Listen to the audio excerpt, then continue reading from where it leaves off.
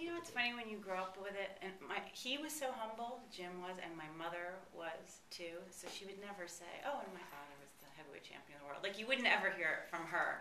My dad grew up with my mom, and he was also had a stint boxing in his life, so he really looked up to my grandpa. So he was the one to hang the pictures on the wall or talk about him.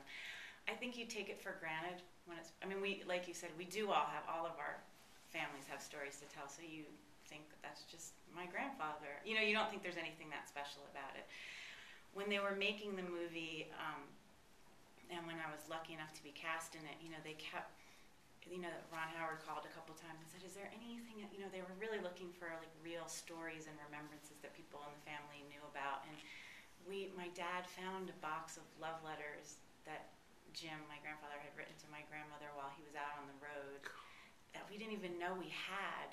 And like something like that, like you realize like that box could have just ended up in an attic or tossed out unless so I kind of learned. And both at that point both my parents were long gone. I like there was a whole new window that opened up into them and their love story to me that I got to learn as a young adult at that point. And it was that was a big turning point for me as an actor, and just to care that deeply about telling a story and watch the other actors